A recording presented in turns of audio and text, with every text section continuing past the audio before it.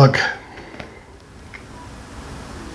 I mean, we homeschool some of our kids, all right? My daughter obviously goes to school.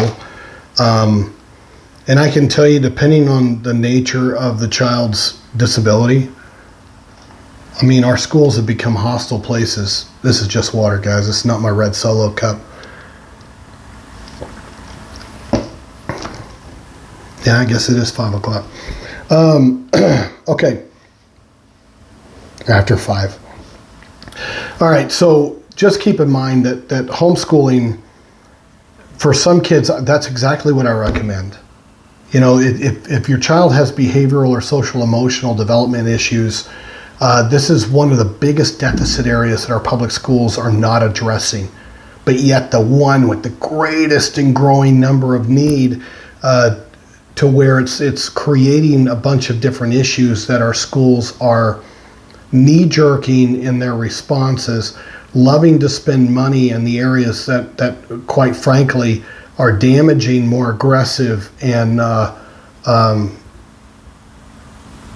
helping support and perpetuating things like the school to prison pipeline, these threat assessments. I mean, these are all negatives, and we're not really focusing on what we need to do on the positive aspect of social emotional development.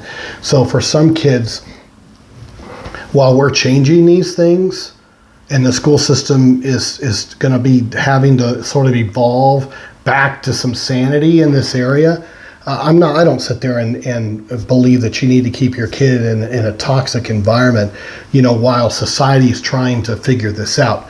No, well, we've lost too many kids already to that insanity. So no, if your son who is telling you that he prefers homeschool and he's doing well, and you can tell that his social and emotional development, his anxiety's gone down and those kind of things, then you have your answer. And I wouldn't listen to the myths out there about, but your child needs, yes, but there's all these things out there that you can get your child involved in. Okay, my 3 sons are homeschooled, all right? So where did they go today? 2 of them went to the Science Museum, because they offer science classes to homeschool parents. And I'm talking about to where, we pay a fee, they're involved, or they sit there with homeschool kids broken down into 2 grade levels each one. And they are hands-on working on scientific experiments, socially interacting with each other. They're able to talk. Nobody's there telling them that they're going to go to the office. The structure is totally different. My kids love it. And so they're getting their science credit. They're getting their social emotional development. They're getting their hands-on love for learning, through these various experiments that they're doing. Now, the other thing that my wife has done over the years is get them involved in homeschool co-ops.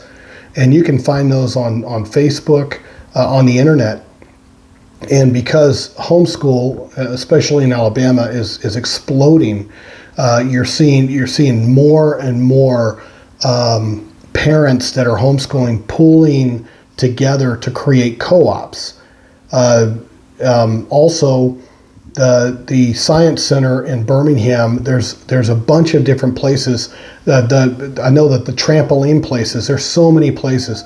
Climbing place in Birmingham, just down the road from you, they offer homeschool discounts during the day because nobody's there.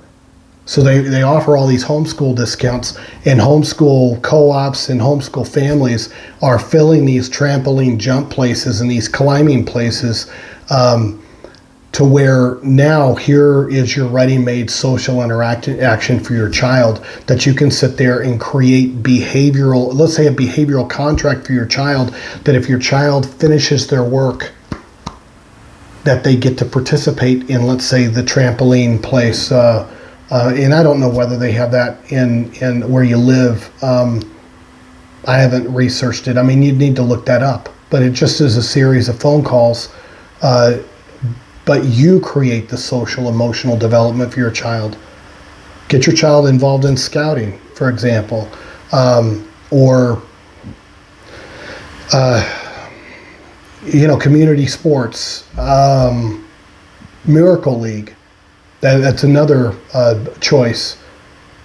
But if you create that last piece, then the academic aspect,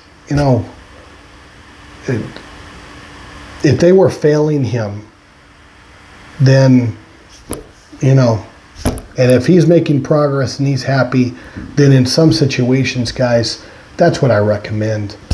And then you help the rest of us while your son's at home, help the rest of us change components of special education to where we can have some of these funds accessible for those of us choosing to homeschool our kids that aren't really wanted by the public school. And if some of our kids aren't really wanted, then as a public school, do you really care if we use some of those resources to help offset costs with regards to educating our kids and participating in co-ops? But no, I think that you're doing a great job.